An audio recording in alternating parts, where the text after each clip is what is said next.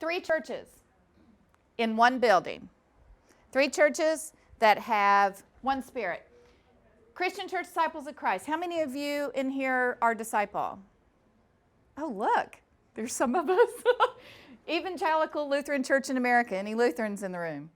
All right. I grew up Lutheran. So you count double. United. You find that with disciples. Well, I grew up whatever, yeah. United Church of Christ. Do we have any UCCs in the room? Okay. Well, we're all in a building together. The story begins with Lindale United Church of Christ. This is their building, their old building. It's the UCC church that's in Springhouse. My logic of telling this story will make sense when we get to the end. It's kind of like my sermons. People sit there and go, where is she going?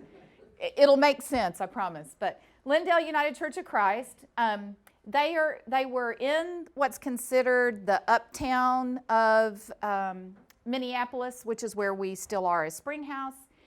It was a building, 25,000 square feet, old, not accessible, boiler, big boiler in the basement. Everything has a basement. If you're from the South, everything north of us has a basement. So all the churches have these huge basements they're kind of dark and scary too, but have the boiler down in there that you have to fill with oil that the city will tell you when you have to switch over if the city's using too much electricity or gas, then you have to switch to your boiler, and it costs a lot of money. People couldn't get to certain parts of the building because it's not accessible, and there was no way that they could discover money-wise to make it accessible. They were in that building for 85 years, but they formed in the late 1800s. So they'd been around for many years, but for 85 years, they were in this building. They sold the building in 2008 because they couldn't afford it anymore. 2008 is a pretty important year. It's the year that the real estate market and many markets crashed. And so they were able to sell the building and get money.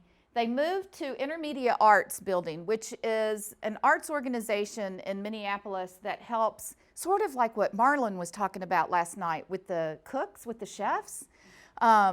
Same kind of thing. They help people that are trying to break into the arts world with whatever form of art they do, whether it's painting or sculpture or drama or music. And it's a really vibrant building and vibrant community. And they started meeting in their building because it wasn't being used on Sunday mornings. And they have two auditorium-style rooms. So Lindale started meeting there they moved there in April 5th of 2009. Our next partner is Salem English Lutheran Church.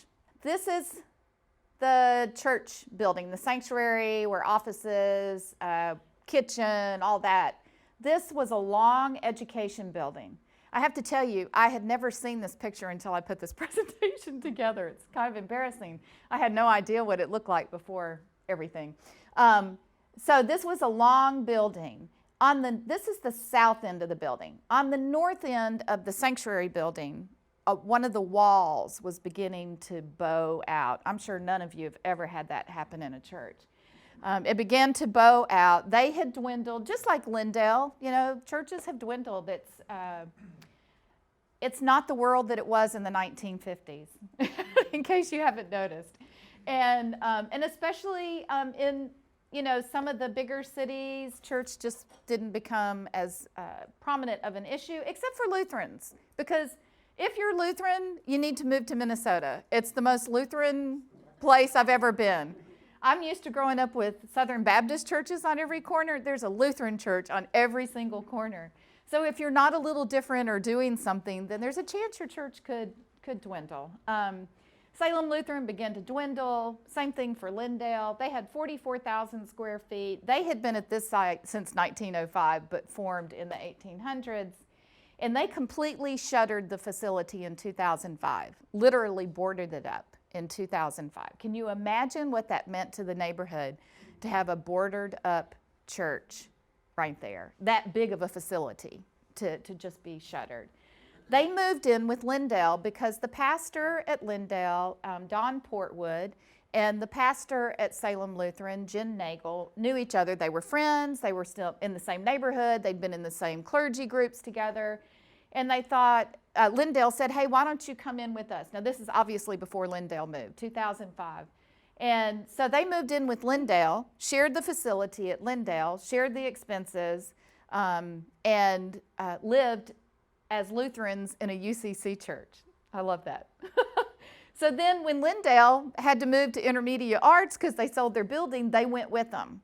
And they shared this arts building on Sunday mornings. But there wasn't any place to do anything else. All you had was worship on Sunday mornings. So they began to dwindle a little bit more. I'm sorry, were they worshiping together? They were not worshiping together. Good question, thank you. No, they were still two separate churches, a Lutheran church and a UCC church. Very good question. Did somebody have a service at like 10 and one at... There were two different spaces in Intermediate Arts so that they could worship at the same time. If one of them needed the larger space for any reason, then they would alternate worship times. Okay. Yeah. Good question. Thank you. Please keep asking them. There are their gathering times, though. They would see each other. So they begin to know each other, the congregations, not just the pastors. Also, the Lutheran pastor was ordained in the old Lindale building before it was sold. So the Lutheran pastor was actually ordained in the UCC building. So their lives had begun to interconnect in many, many ways. So, First Christian. As I looked back through newspaper articles, because in the Minneapolis paper, this coming together of the three churches was sort of a big deal. And there were articles, and they kept referring to the First Christian building as a barn. And I kept thinking, what are they talking about? Now, again, I've never been in this building. It looks exactly the same. I've never been in it because it was sold and Springhouse was created before I arrived. I am very blessed that I did not go through this. But if you look at it, it really is a barn. I mean, I can say because I wasn't in it that it's not really an attractive building. But, oh wait, that was videoed. It was a beautiful building for its day. Sorry, I forgot about that. Well, it actually won some awards, for real. It won some awards. But this was, the sanctuary had that high of a ceiling. Were you ever in it, Rick? Yeah. And it was pretty on the inside. Very pretty on the inside. Yeah. I don't know. Anyway, it goes on down over here. It had a long education wing. In fact, one of the hallways was a mile long in the building. And at the other end, like over here, there's a residence inn.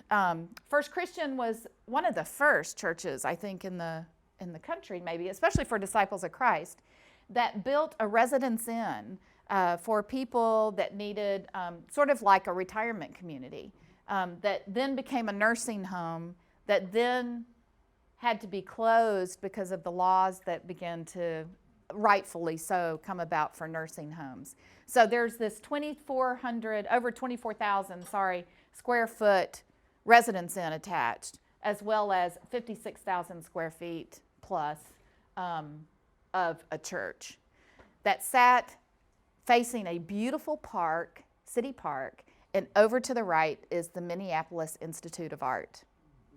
So, First Christian, back in 2008, 2 weeks before the market fell, literally 2 weeks before the market fell, sold the church to the Minneapolis Institute of Art for over $4 million.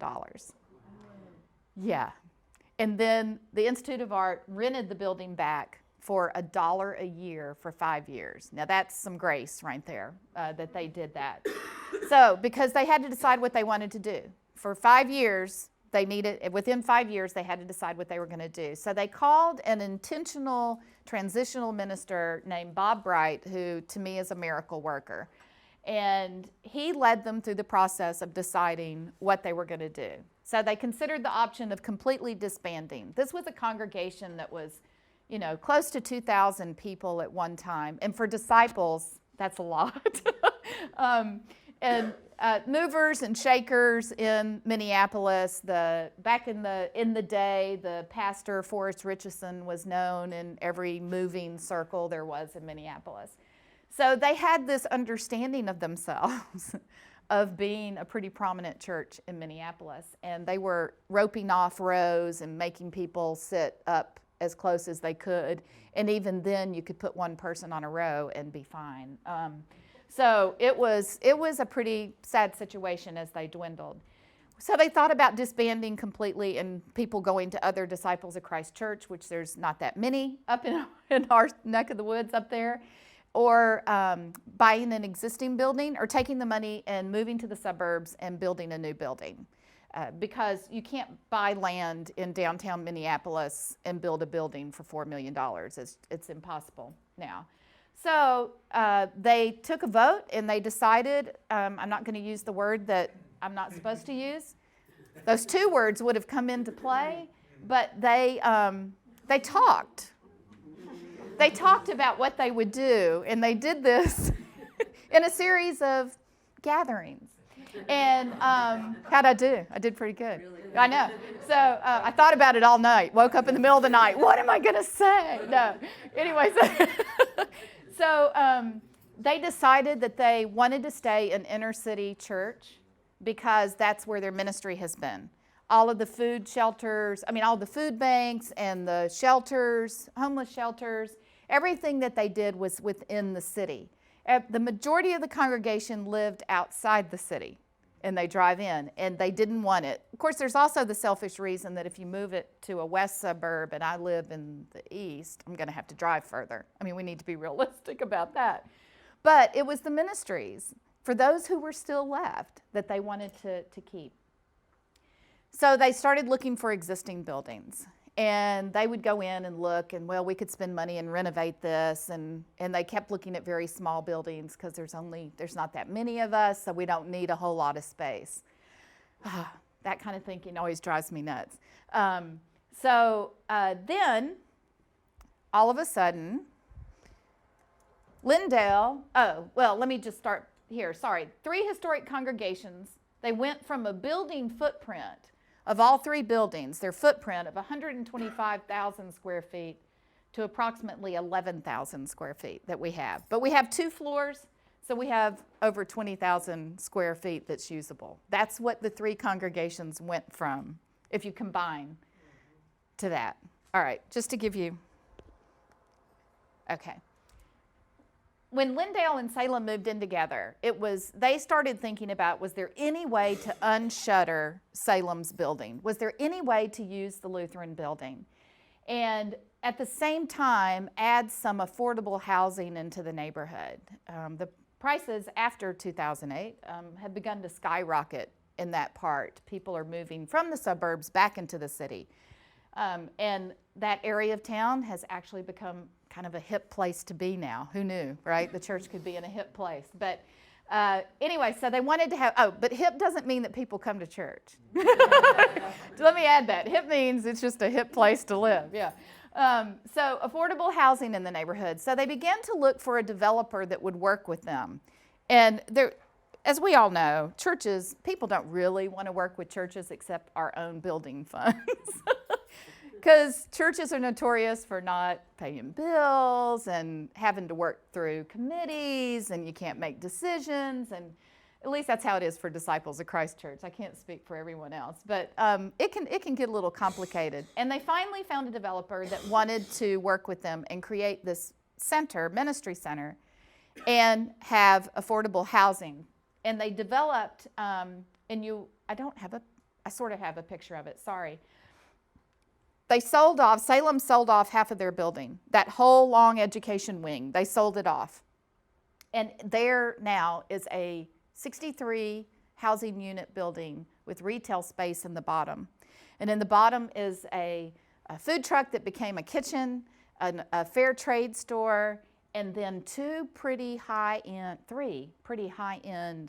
retail stores, which the people that live in that affordable housing unit can't afford what's in those, which is kind of ironic. But we have no control over that part of it. It's sold off, a development came in, by selling it off and agreeing to do affordable housing.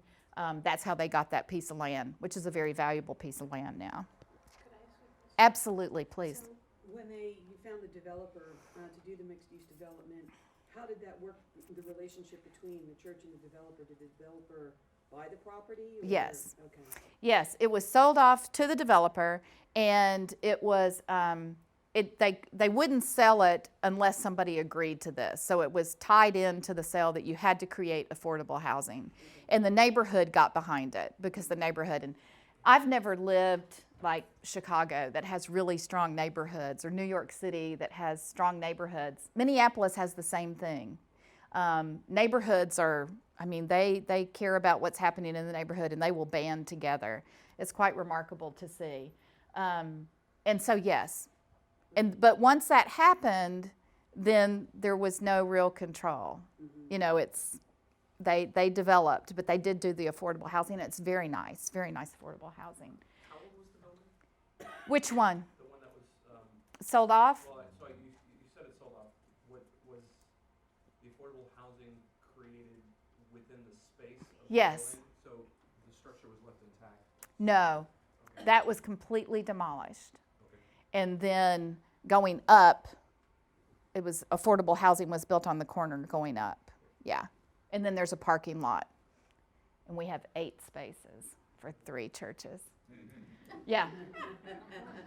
That's a whole nother story. Okay. All right, so I've already told you that. They sold off part of their building. Lindell used money from the sale of their building. And then when they discovered that First was looking for a place and had money, and Don Portwood, who's the pastor for the UCC church, will tell you they approached First because First had money. They didn't know anything about Disciples of Christ, really. Nobody up in Minneapolis does. And they approached and asked about entering the partnership. And they approached Bob Bright, the transitional minister at the time. And he got the congregation into a conversation and decided that this was a really good deal to do. The only problem was all of the money from the sale to the Institute of Art had not come through yet. And so Bob approached our church extension and said, can we have a bridge loan to make it through until this other money comes through? And church extension was very grace-filled and realized that, yes, this other money was going to come through, and made it possible for First to jump into this partnership. And I literally do mean jump. They did have a lot of time of prayer. See, I did it again. They did have a lot of time of prayer to make sure that they were doing what they felt God was calling them to do. But they'd already spent a little over a year thinking about it, and this made good sense to them. So they entered into this partnership. And we used the sale for the money, and we each put in $1.4 million. Lauren, Yes. during that year of praying, It works. doing? Were they gathering weekly to pray somewhere else? Or? No, First was still in their building Oh, okay. because we had time to still be in there. We didn't have to get out for 5 years. Yeah. I still don't know. I guess the Institute of Art realizes they're sitting on more than a $4 million piece of property now that they can have. And they've done nothing. You drive by, it looks the same. They've done absolutely nothing to it yet. So I don't know what they're saving it for, a rainy day. Lauren, real quick, were they down to like just a few people? First, Why did they make the decision to sell while so many of us hang on to our buildings? because all the money was going into the building. And to fill, at first had a huge boiler. I don't know if you ever saw it, Rick. I never got to see it, but this huge pit in the bottom of the building, in the basement, that had to be filled with oil. And that alone could cost like $26,000 to fill it. And the utilities in the wintertime could be well over $12,000 a month, well over. So you're talking about a congregation that in its day was at 1,500, 2,000 people. And I'm not sure what they were worshiping at that time, Rick, but they were probably around 50 people, 50, 60, I think would be fair to say. In this, you saw the barn worshiping in that? That would have been just crazy. Did that answer, okay, Sherry. December 22nd, 2011, Lindale and Salem went to the old Lindale building outside of it and walked to the Salem building to ritualistically say we're moving here. First wanted to have one last Christmas service in their building. There's still that hanging on, right? Oh, but it's not Christmas if it's not in this sanctuary.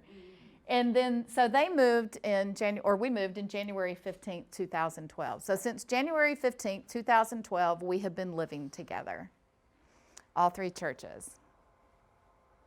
Each church owns a third of the land and the facility, and our life together is guided by a covenant, which I brought. But I just brought one copy. It's 18 pages long. I wasn't going to kill that many trees. I brought my business card, and you're more than welcome to take it if you want my email. And you can email me while you're here and say, hey, I want a copy of that covenant, and I can email it to you while I'm here. So I'll have that at the end. All right, this is Springhouse Ministry Center. The building is over here. It's really hard to get a picture of our building without the shadow of the affordable housing on it, which is actually in itself a sermon and quite wonderful. But this is the old part of the building that you saw. The education was on this end. Okay, it's no longer there. It was chopped off right there. This is an addition that wasn't on the building, okay? That part was not originally there. But you look at it, and it looks like an old, inaccessible building that makes you go, oh, the utilities. And that's our sign, Salem English Lutheran Church, First Christian Church in Minneapolis, Lindale United Church of Christ. Salem English is the first English-speaking Lutheran church on that side of the Mississippi. I think I'm correct on that. If you're Lutheran, correct me if I'm wrong. But they were one of the first that didn't do church in German or another language. We are very proud of this. It is a green LEED is Leadership in Energy and Environmental Design, certified building, fully accessible. There isn't a place except the attic that you have to have stairs to go up to. Everybody can access every part of the building, no matter how you are abled. You can go anywhere in this building. You can even push a button and have doors open so that if you're not able to open doors, into the worship spaces. We felt it was important that people were able to get into worship. We worship all at the same time, and Marlon couldn't have done a better introduction for this. We rotate 4 times a year. We move 4 times a year. Yes, that's right. We move to a different space 4 times a year, and we also worship together 4 times a year. So there's 3 worship spaces, and we each have a worship closet. So think about everything you have in your churches for worship. It has to fit in this worship closet. That's no bigger than, maybe this little bit of this room, if even that big. Everything that you have for worship has to fit in there. And you move it. And you move your chairs, because if you have more chairs than the church that was in that space before you, you may have to move chairs. You may be moving your communion table, your pulpit, or they're really just lecterns. You're moving your candles, everything. Yes, we do it 4 times a year. And I have to say that I don't think I could ever, I was telling last night, I don't think I could ever do ministry the same old way again. The fact that we get to move means that where we are right now for Easter, we won't be in that space for Easter again for 3 years. So we're doing what we can in that space, knowing that what we do this year, we're not going to be able to do next year because we're going to be in a different space. So our worship is constantly changing and has new life. And for the preachers in the room, every time you walk into a space to preach, after a while you just get used to it, you know where to look, right? Even though I've been in these other spaces, it's been 3 months, or it may have been 6 months since I've been in a space. And all of a sudden, I'm having, okay, I've got to look over here. So it's keeping everything fresh and new. We worship together 4 times a year. We worship together, we'll have one in May, and it's where our children's ministries, which we do all together, will give their performance. It's really not a performance. It's supposed to be a worship service, but it's kids, so we know. And then we do one in September that's a kickoff Sunday. Up in Minnesota, they refer to it as Rally Sunday. And then we do one in December where the children do a Christmas play. And then we have one in January for our annual meeting. So all three congregations worship together 4 times a year. All right, what you've been waiting to see. This is the largest of the sanctuaries. This is the South Sanctuary. Stained glass windows, original. There's even Martin Luther in one of the stained glass windows. Yeah, so original stained glass windows. Over here are clear windows because that's where part of the building was chopped off. And what's wonderful about this space is you've got the old of the stained glass windows, and then you have the new of clear windows. So you've got both in the space. We don't have pews. We don't believe in pews anymore. We have chairs. We are set up, this is actually how First Christian is set up at the moment. We are set up like this, but some of the other 2 congregations sometimes do a circle with their communion table in the middle, which we've done for other types of worship spaces. You can turn and face the clear windows if you want. You can turn and face these. You can turn and face the doors. You can do whatever you want. And you can set it up differently every time you worship. We did a big labyrinth in there for Maundy, Thursday, so we took all the chairs out.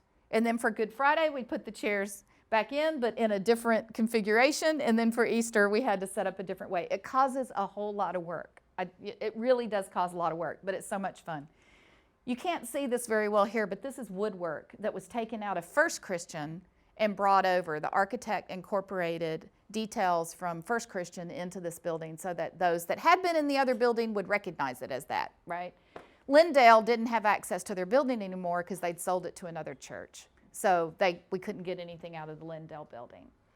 Original old lights, but everything looks so new and fresh, wood floors. We have dance groups that use that space.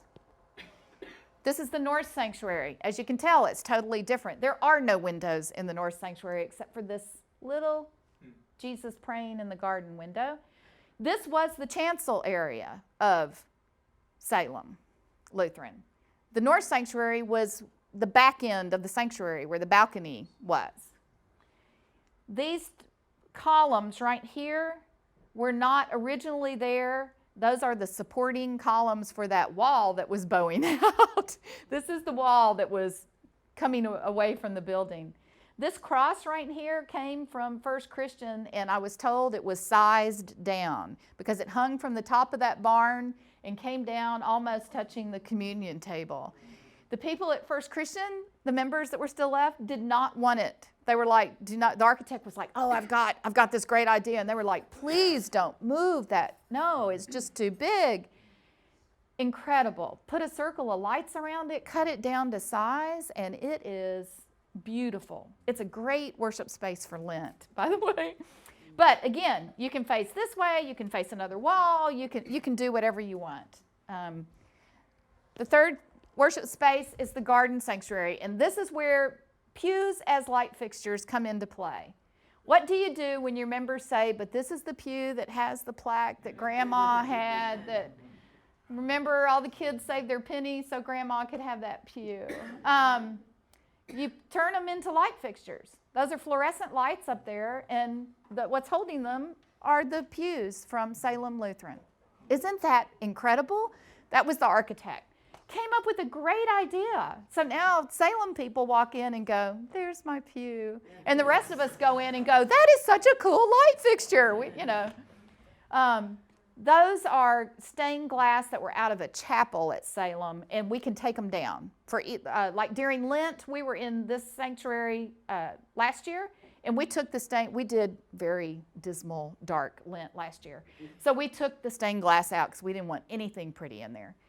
And you take the stained glass out, that room, this is the hardest room to make pretty, but it works. We now face those windows. When I first came, everybody was facing this wall, and there's a big fire alarm, like that red thing over there, on the wall, so you're looking at a fire alarm. And for Easter last year, we thought, hey, let's surprise everybody and look at the world differently, and let's flip the congregation. And we did, and we liked it. So now Salem actually turns and faces. I think we're all three facing. Each worship space has a grand piano because we each had a grand piano. This is our gathering space. So here's the north sanctuary.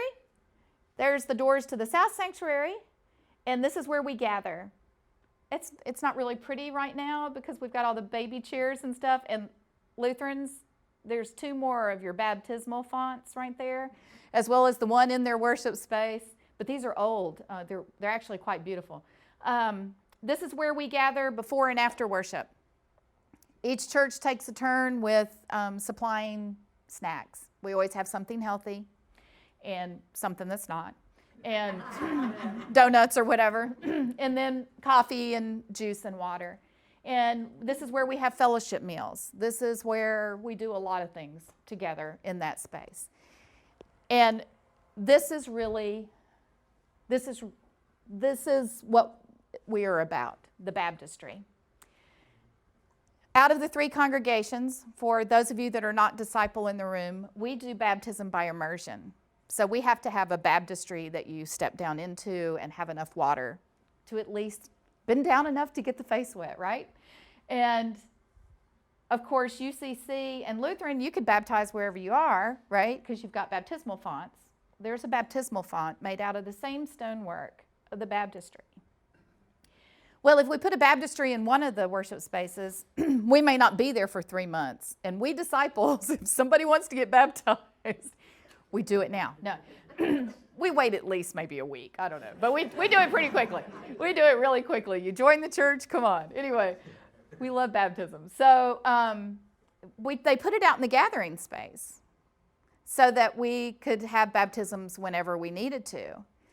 Well, then the idea came, well, why don't we celebrate our baptisms together? And so that's what we do. And I have to say the Lutherans have more baptisms because you're baptizing babies all the time, right? And they're beautiful. And the Lutheran pastor, hope I don't get her in trouble, she even did a baptism by immersion because all of the people in the Lutheran church were like, wow, this is kind of cool to have the baptistry. So it was a family that wanted it that way. So I got to teach her and the UCC pastor how to do baptism by immersion. But we gather before worship, all 3 congregations. We do we celebrate the baptism together, whatever it is, whether it's with a font or with the baptistry, and then we go to our worship spaces. But our baptisms are always celebrated together. We do baby dedications for babies, for disciples of Christ, and we always have representatives from the other 2 churches come because we do that in worship.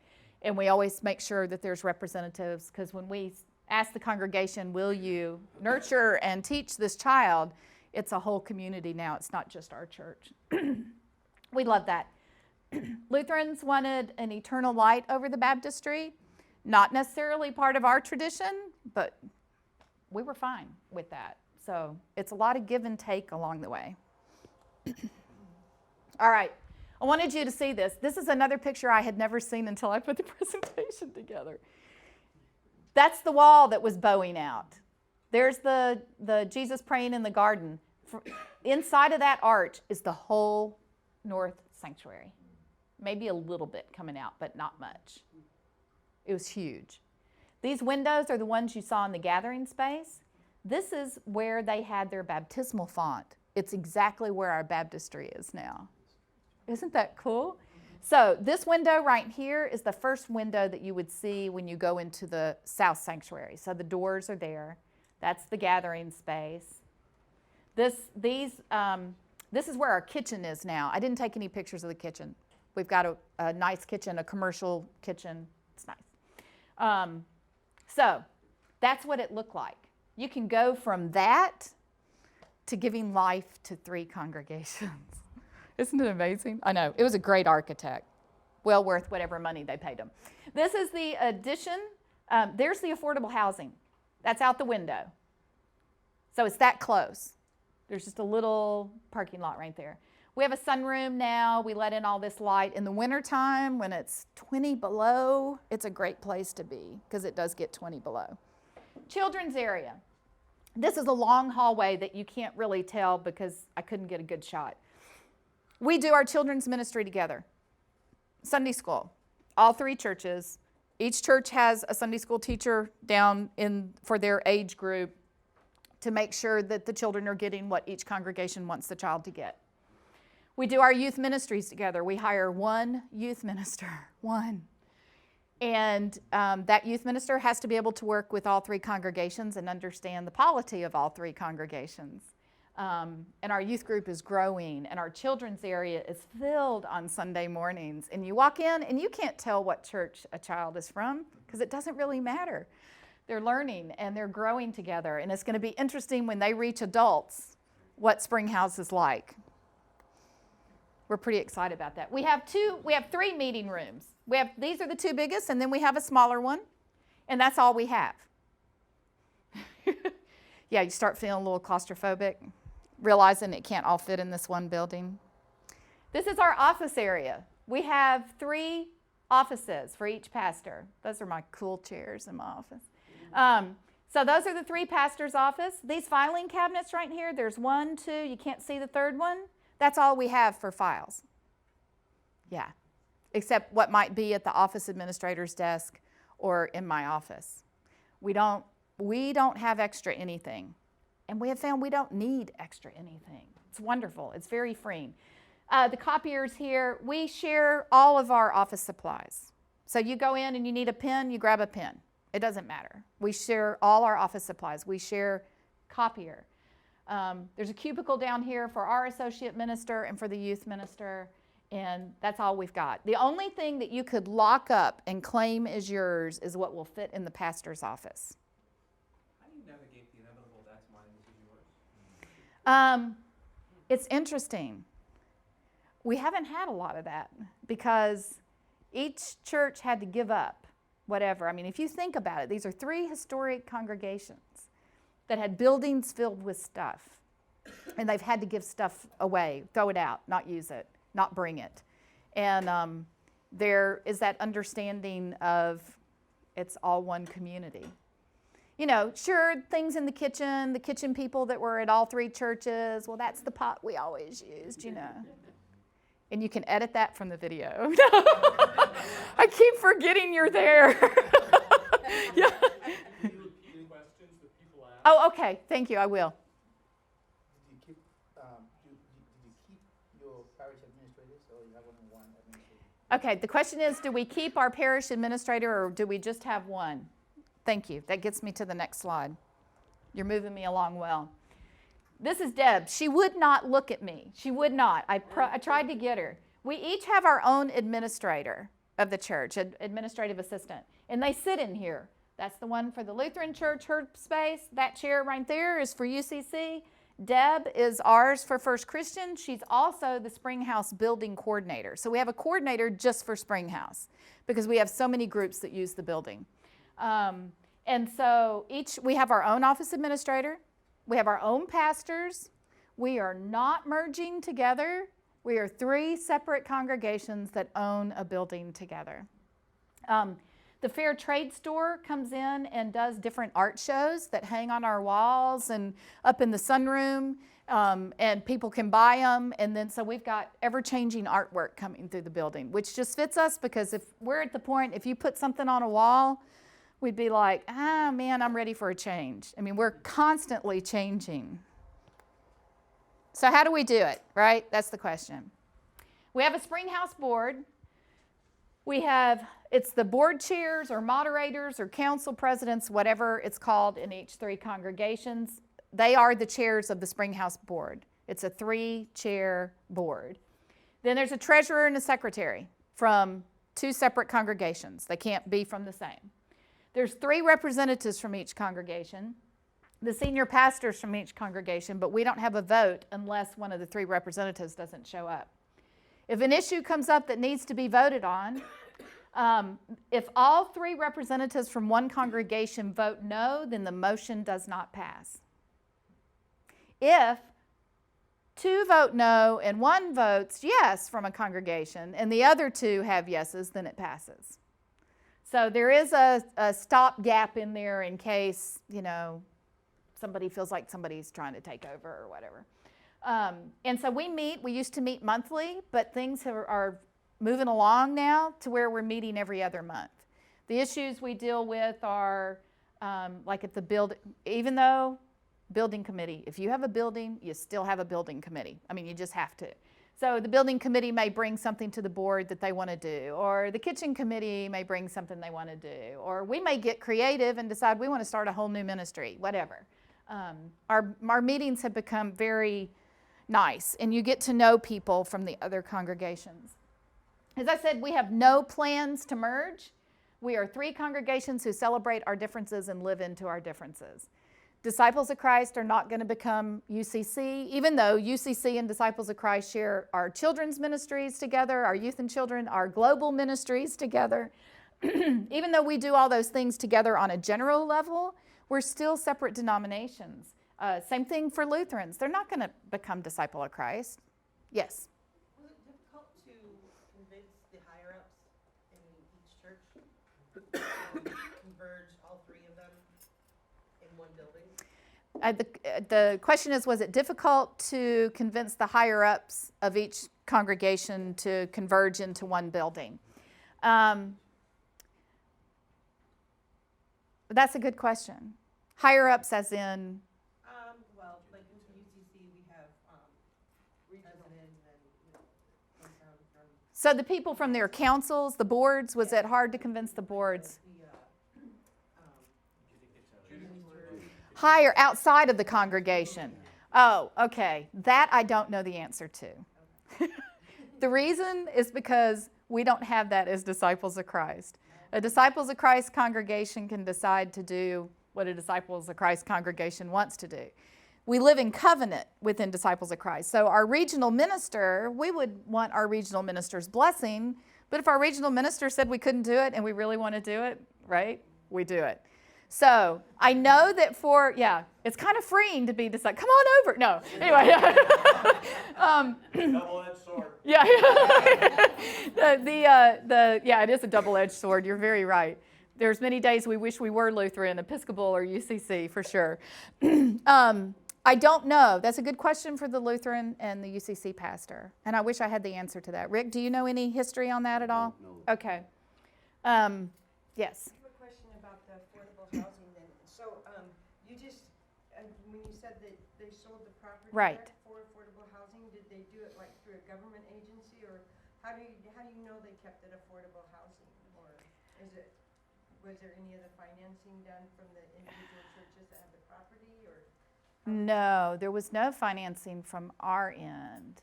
So It was a group. That's a good question. There was a community group that does affordable housing that fights for affordable housing in Minneapolis that got involved with this. And so within the selling of and deed restrictions and all that, affordable housing was put in there. They had to build affordable housing.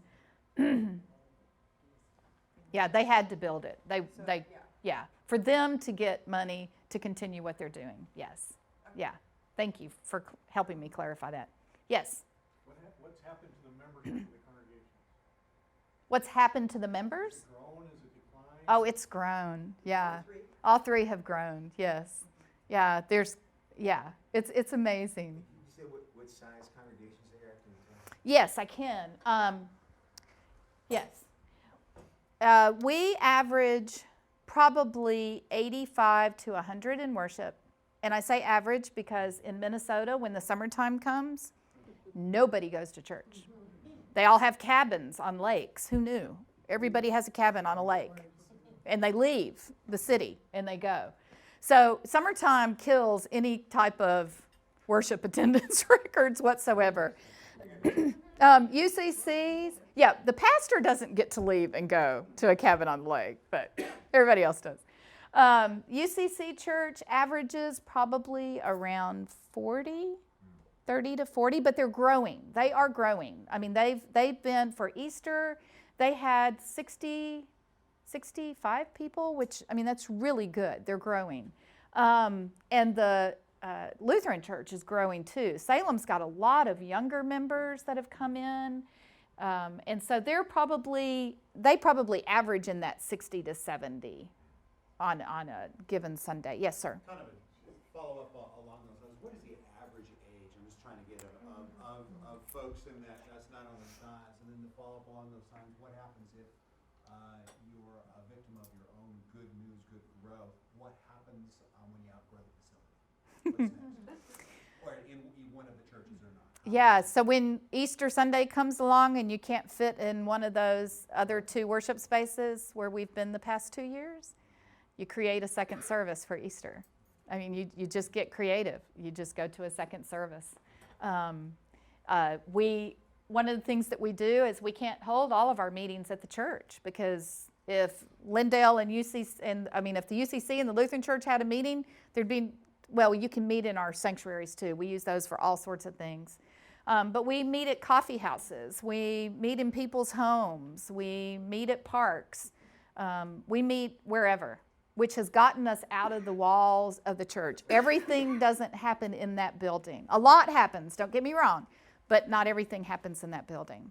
And as we grow, that's just part of it. We'll just have to get more creative and more creative and more creative.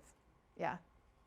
What kind of soundproofing had to be done when you? Quite a bit. Yeah. Quite a bit. The North Sanctuary is the best. There could be a brass band in there, and you could be in the gathering space and never hear it. It's really also kind of scary to be in that space if at nighttime, and you come out and you realize there's nobody in the building, but you didn't hear anything because it's so soundproof.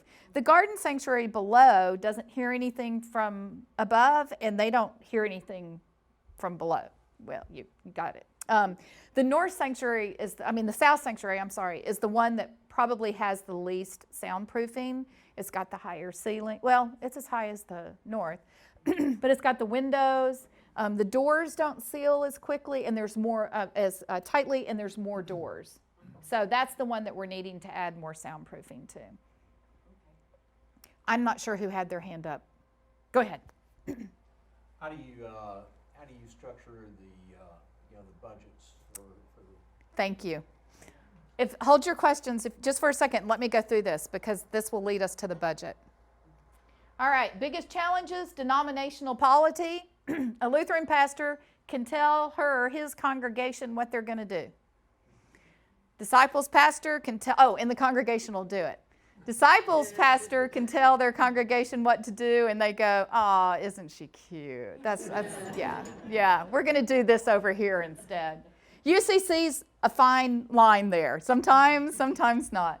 Downsizing of stuff. Huge buildings, lots of stuff. You have to get rid of the tablecloth that the women's group back in 1900 made that's now stained and torn anyway. But you got to get rid of it. You can't keep it anymore. Shared control of the building. Sometimes that's a little bit of an issue. We're facing an issue right now where the UCC church wanted us to change worship spaces on Mother's Day because it's the UCC's pastor's last Sunday. He's retiring. But we have a lot planned for that space for that Sunday, so we said no. So, there's a little stress around that. Different worldviews. People do their mission work or their justice work for different issues and in different ways. But it's all projected as Springhouse Ministry Center. Developing real shared missions. That's going to come, but right now we all have our shelter that we've worked with for generations, and that's who we're still working with, and we're beginning now to help each other with whatever shelter. And picking chairs. I had to put that in here. I wasn't there for it, but I understand that the picking of the chairs for the worship space, that you just mentioned the chairs to those that served on those committees, and they're just like, don't even talk about the chairs. So I missed that, thank God. Blessings. Shared youth and children's ministries, growing like crazy. We do have combined Bible studies. We have Bible studies, everybody's invited, you get different viewpoints. Shared expenses for the building, which is going to answer your question. You're not going to believe it when you see it. And baptisms, we love them. Shared worship services, pastors, all three. I can't imagine with the UCC pastor retiring, I'm really quite sad, because we have so enjoyed the three of us doing ministry together. We now have a full-time associate, First does, so we're all just this a big team, big team. There's more dollars for ministry. The money's not going into the building, it's going out of the building. And it gets us outside of the walls of the church. I mean, we're constantly needing to be out. So here's the budget, which you're not, sorry. There's more blessings. Live, common fellowship time before and after worship. All three churches are going, let me just get all these up here and then you can see them. And there's incredible energy in all three churches. On a Sunday morning, you walk in and that place is just buzzing with life. So it's nice. Here's our budget. You can't see it real well, but I believe you have this on the little flash drive. You have this whole presentation. Congregational shares. This year, for 2015, we've each put in $26,350. That covers all of our utilities. That covers all of our office expenses. And it covers our building coordinator. Right now, our building manager who cleans and fixes things, his is still coming out of first budget with the other two churches reimbursing them. So that will be added next year. That will add some expense. But that's all we pay. We could have paid $26,000 to fill the pit with oil. I'm sorry, I think I'm gonna miss it. I mean, who, does the developer own the building? No. We own it. All three congregations own it. Paid for by the sale proceeds from the previous buildings. Well, Salem already owned the building. Yeah. It was their building, and it had been paid for Yeah. years ago. Yeah. So the renovation was all three churches putting in $1.4 million. But we all three legally own the building. Yeah, In the apartments, I mean, the housing? that's that development. We have nothing to do with that. Right. So that's all we put in to the Springhouse budget, $26,350. And because we're energy efficient, our utilities are not hardly anything in comparison. We also get rental. People come in and use the building all the time. We have a food truck that cooks in our kitchen, does their prep work in the kitchen before they go out on the streets, and so they rent our kitchen. They also became members of First Christian, and so we now have our own little food truck to do events. And they do it for Salem and for Lindale also, for all three churches. They consider themselves a Springhouse group, and they are. They just happen to be members of First Christian. So that's our total income. Our total income is $102,000 for Springhouse, for utilities, for building upkeep, gas, electricity, water, phone, $30,800. I know. Office, copier, supplies, software, $11,570. We do some marketing for weddings and for building use. Then there's kitchen supplies and Sunday school supplies. We take care of all the instruments, the tuning of pianos. That's all done through Springhouse.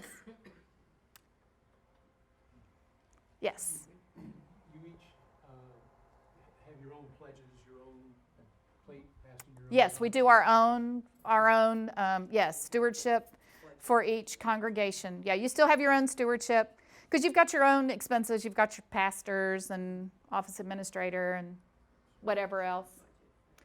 Our building is open. I'm sorry, go ahead. The three of you seem to function as a team, We do. and now the UCC pastor is leaving. What will be the role of the other two in the calling of the new UCC pastor? The new UCC pastor's already been called. They did it a little bit differently.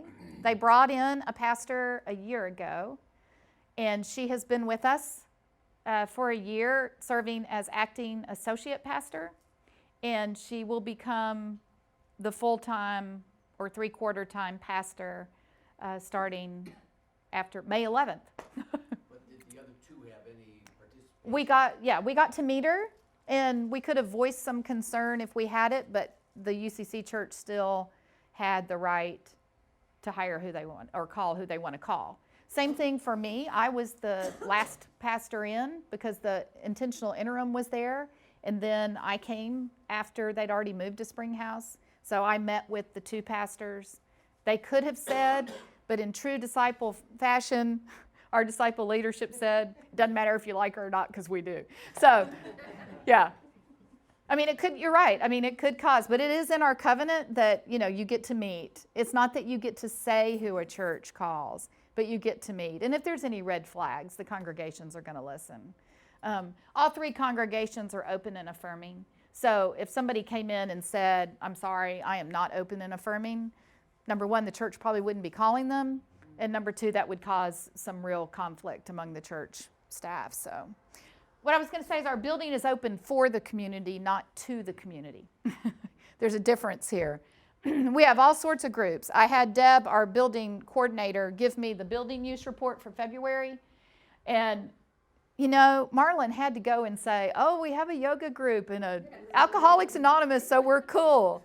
We do have that. But we have an AA group that's an ASL. Don't think about that, right? So I think that does knock us up a little bit on the cool factor. But we do have yoga. Everybody has yoga. We have a Japanese dance group that uses it. We have choirs. We have a poetry class. We have theaters that come in and do their rehearsals in the space, because only on Sunday morning can you claim your worship space. The rest of the week, it could be used by anybody at any time and set up in any configuration they want or need. We have a church, House of Transfiguration, that meets there. They're not a part of the partnership. It's an old Catholic church. I don't know if you've ever heard of there's not very many around. And so very progressive. Old Catholic is very progressive, and they meet there. We have Interplay, Narcotics Anonymous groups like crazy. We have a group of Japanese Americans who had been interned during World War II. And some who were actually in the camps are still alive, and then their children are coming with them. And they meet every other Wednesday at the church. We have House of Hunger. We have children's socialization groups. We've got a drumming circle, a Tibetan dance group. We have films on Hinduism and potluck. I mean, every moment of every day, the building's being used by the community. Is that all scheduled through the Springhouse? Yes. Through the Springhouse building coordinator. She keeps the calendar and she has the say. We've entrusted her with that. Then each church, these are just the church group stuff going on. We're doing a mission trip to Paraguay that I'm leading, and we've got 26 people going. I was hoping to get 10. I only wanted 10. But I can't say no if somebody wants to go. So I got myself into 26, 9 of whom are from the UCC church. So it truly is, Salem is offering money. They didn't have anybody that could go this time, but when we do an international in 2 years, they will go with us. So we'll truly have a Springhouse mission trip. All of our meetings, this is just all. And then internal groups that are special events, confirmation classes, Lenten services, CPR training. We open up the church when affordable insurance, affordable care, when people needed to sign up on the Minnesota one. The building was open. People came in to sign people from the neighborhood. As I said, it's constantly being used. And not everybody is charged, by the way. A lot of those groups don't even pay to use the building. On your external usage, do you see that where it's helping your congregations go, but by bringing the community into the building, do they start participating in your worship? Some do, but that's not the point. Yeah, some do. If anything, it gives life. And for people who are looking for congregations that are actually serving the neighborhood, then they see that.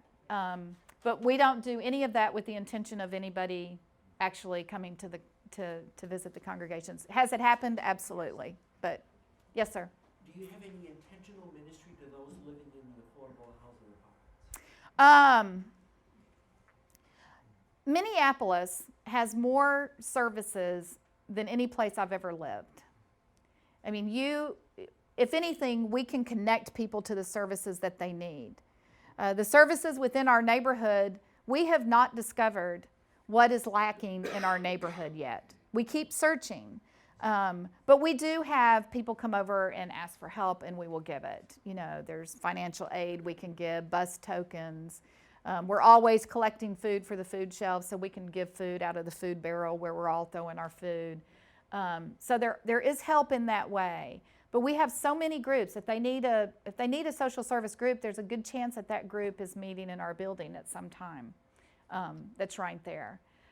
The majority of the residents are Somali Muslims that are in the affordable housing. We have one of the largest Somali populations in Minneapolis. So a lot of services that they may need a translator, or may need services in a way that we can't provide. And so that's one of the reasons why, do we provide a whole lot of services? No, but we connect them to a lot of services. Does that make sense? Yes? Maybe a little crazy, but Well, I don't know. This is pretty crazy. on a Sunday morning, Yes. somebody walks in the front door Good who question. is not affiliated with a specific Yeah. church, and there's 3 services going on. Where do they go? How do you handle that? That's a very good question. She's asking 3 churches on a Sunday morning. Somebody walks in off the church. How do they know where to go? There's a lot of trust involved at Springhouse. Each church signs up for a month. It may be more than a month. As a pastor, it's one of those things I don't know of how long to be a greeter at the door. So somebody comes in, and you greet everybody that comes in. And somebody comes in, it's my first time there, I don't know where to go. It would be real tempting to say, oh, well, you want to go up to this? Yeah, you'll love it at the Disciples Church. Yeah. Your role is to tell them about all 3 churches. You know, a lot of times people come in and they are Lutheran. It is Minnesota. And so they'll tell them which is the Lutheran church.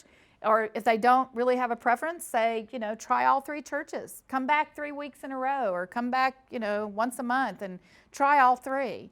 And there's a lot of trust that we're doing that. And I truly believe we are. I truly believe that all 3 congregations are doing that. And we have had people visit all 3 and then decide on one. And it may not be ours, and sometimes it is. But, it's better for people to go where they feel called and where they experience the presence of God than for us to force them to go to a particular one. Questions? I have no idea on time. 5 minutes? Okay. Sorry. I had a question just about the moving of chairs. And Yes. I'm assuming that there's sort of a standard, this is the way to restore the room for most rooms. Very good question. And then if that's the case, or whether it's the case or not, do most of the congregations or all the congregations rely on pure lay volunteers to do that? Or is there a staff position, who do we ask to put things back? We used to move on Sundays. Like when we move, are you asking when a group uses it? Day to day. Okay, day to day. Day to day, yeah. Yes. Groups. There is a staff person who will check to see that it's put back, and that's our building manager who does all the cleaning and the setting up. He will check. But we leave a map, a drawing of how the room should be set up, and each group is responsible for restoring the room the way they found it. It should be to the map. But if the group before didn't put it to the map, then that group restores it as they found it. So we're having to change it now to where they get the map and restore it to the map. If they don't, then Deb, our Springhouse building coordinator, talks to them about it, and it impinges on whether they get to use the space again or not. Because then we arrive on Sunday morning, and if the space isn't set up, it's usually the pastors doing it, which we are not above doing it. It just, time-wise, it can get rather hectic. Yeah. Yes, sir. I'm interested in the kids again. Yes. They're together in Sunday school. They split up to go to different worship services. Mm-hmm. All that goes okay, fairly well. I can see friendships developing, and somebody says, "No, I want to go with my friends." And sometimes that happens, but they know they're going to see each other in the gathering space before and after. We do our children, we just have a table in our worship space. We don't have children's church anymore. Our children stay with us and have activities at their table. All 3 congregations are doing that now. So the children have something to do during worship. They also go to separate camps. Our youth go, like the Lutheran kids will go to Lutheran camp. Disciples go to Disciples camp. UCC go to UCC camps. Yeah, so they're living in this world of being one and also being true to who they are. That's why I said it's going to be really interesting when these kids hit 20 years old to see what happens at Springhouse. Real interesting. Yes, sir. You pointed out that when you sold the educational wing that you received the use of 8 parking spaces. Yes. My calculations show that with the number of people that you have, you would need approximately 100 spaces. Where do you park? Welcome to Minneapolis. This is true. We don't have access to the beautiful underground parking that the affordable housing put in for their building. We park on residential streets. Intermedia Arts, where Lindale and Salem met for a while, it's literally a catty corner from us. They let us park in their parking lot, and there's a bank that lets us use their parking lot. And the bank has maybe 8 spaces themselves, 8 to 9 spaces. That's what we use on Sunday mornings, but you park on the street. It's Minneapolis. It's what you do.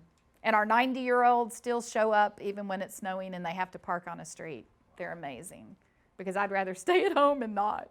I just want to share, you can't see this. This is, I believe it's a hold-in prayer. For those of y'all that use hold-in prayers, I'm going to pick this up because you can't see it. This is a prayer that guided Lindale and Salem as they began the journey together.